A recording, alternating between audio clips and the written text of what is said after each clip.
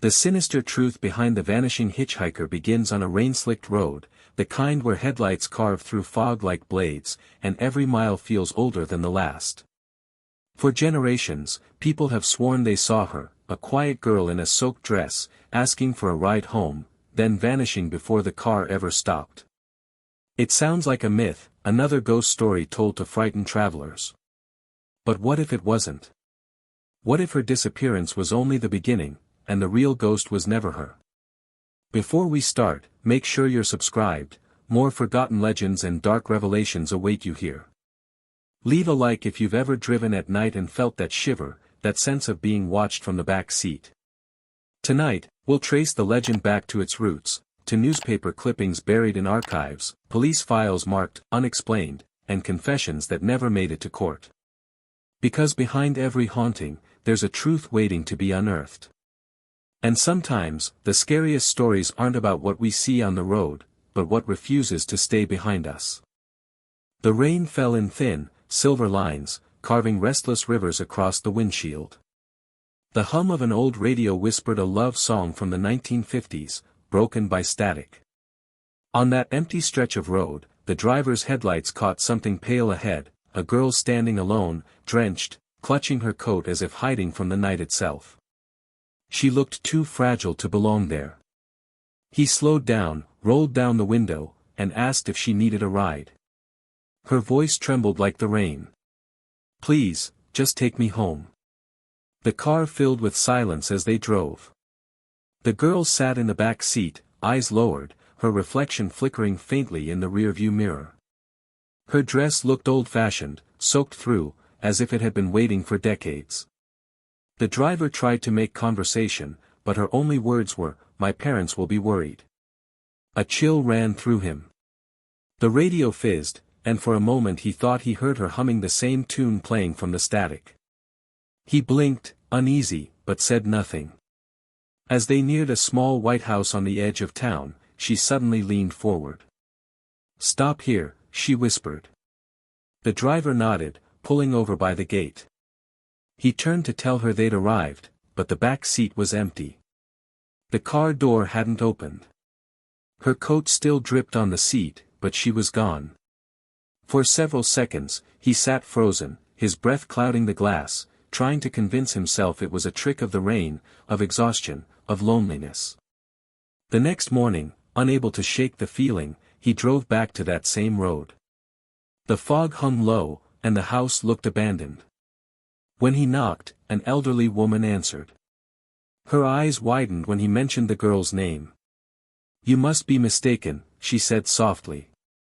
"My daughter died 15 years ago on that curve, wearing that very dress." The driver's heart pounded. He looked back toward the road.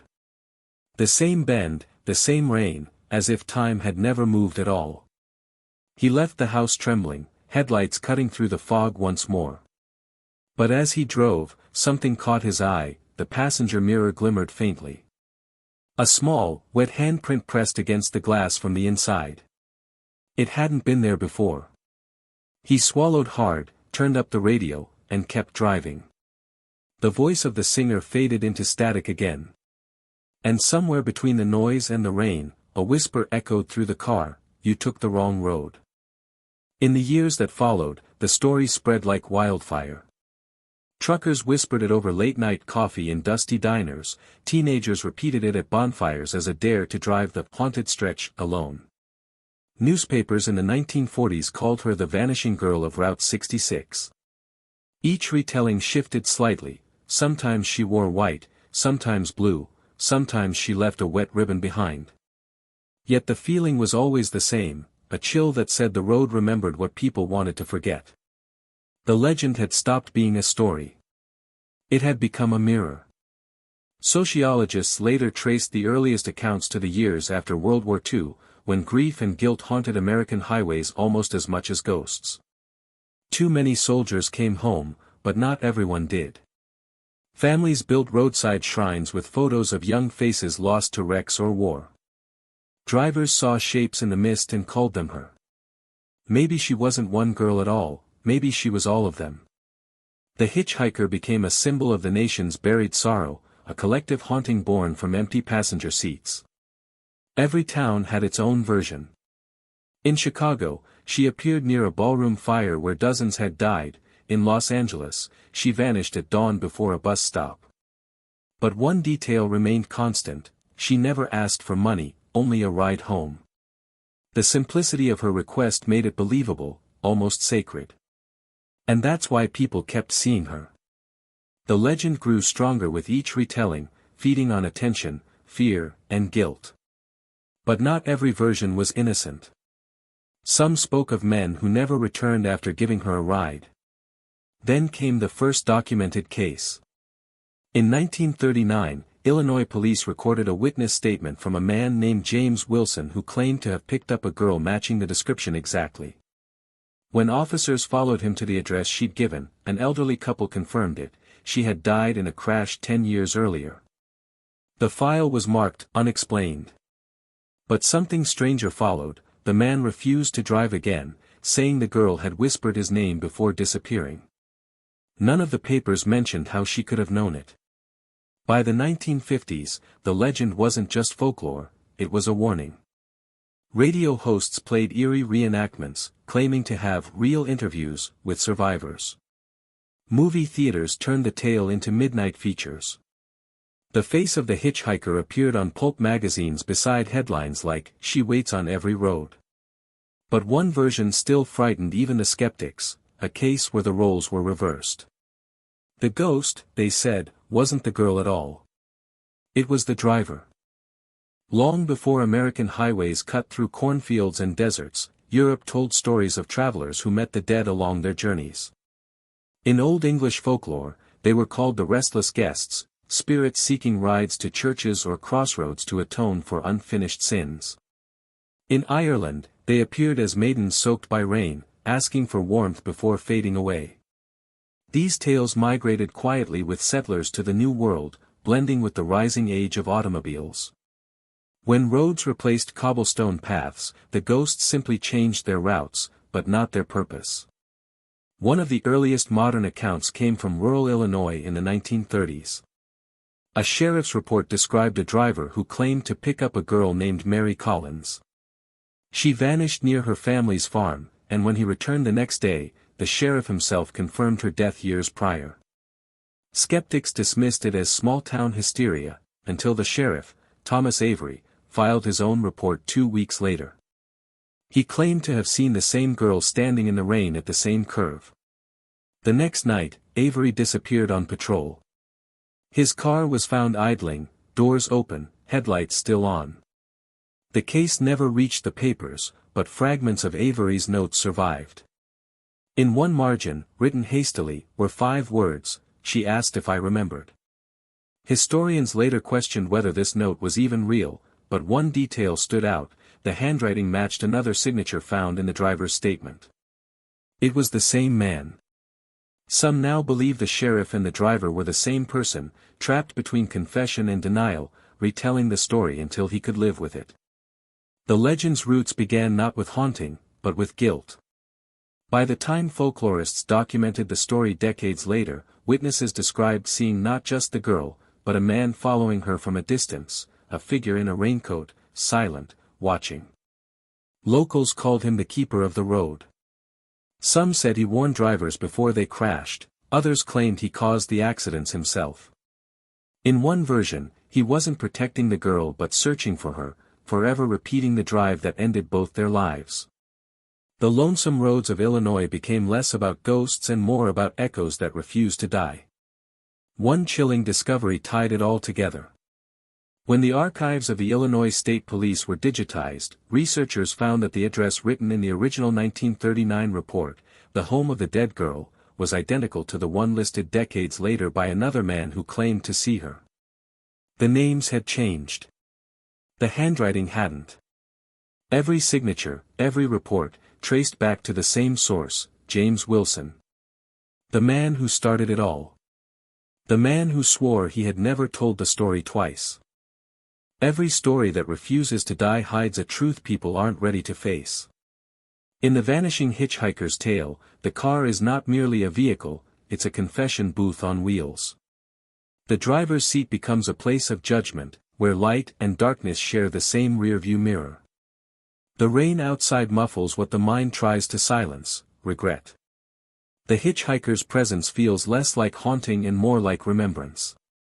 Every glance into the mirror is a question, not, "Who was she?" but, "What have I done?"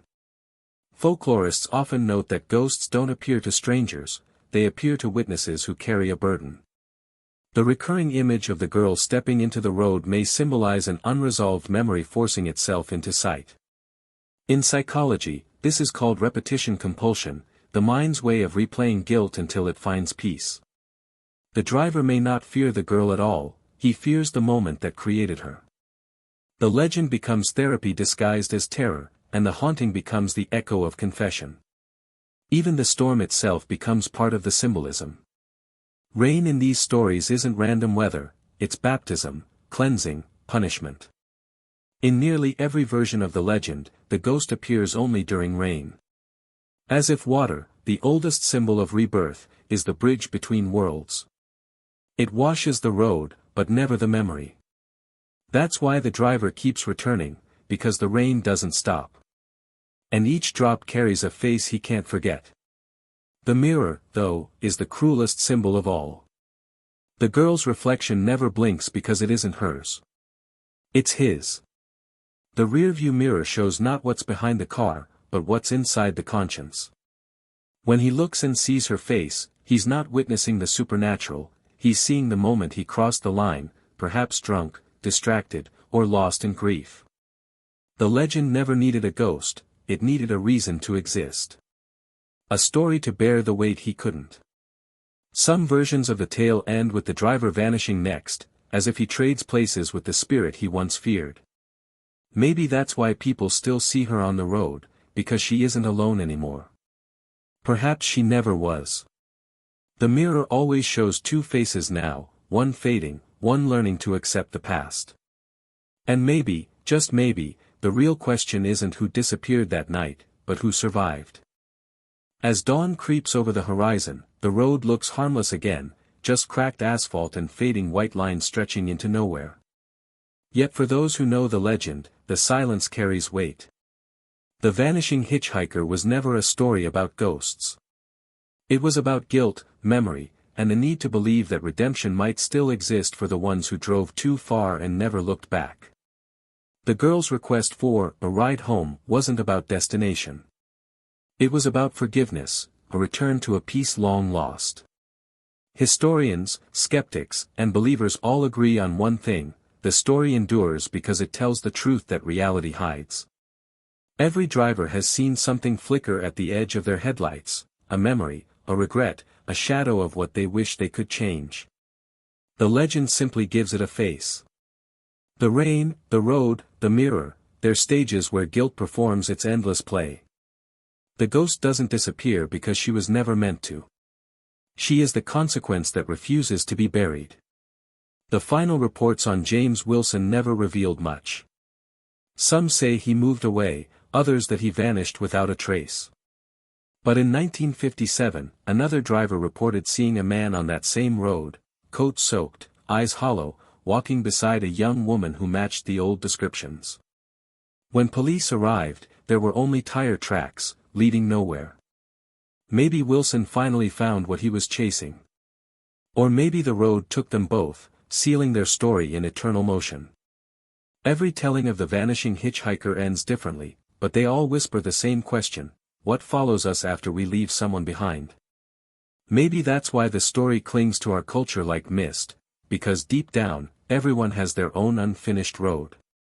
The ghost's silence forces us to listen to what we've ignored. The headlights show the path forward, but the mirror always reminds us where the past waits. Some passengers never leave. They just learn to drive. If you've stayed until this moment, maybe you've felt it too, that eerie pull between fear and recognition. These are not just stories, they are mirrors held to the human soul. If this tale made you feel something, don't let it vanish. Subscribe to the channel, leave a comment, and share your own legend. More stories like this are on their way, darker, deeper, and closer than you think. Because sometimes, truth doesn't hide in the shadows. It drives beside you, waiting for the next turn.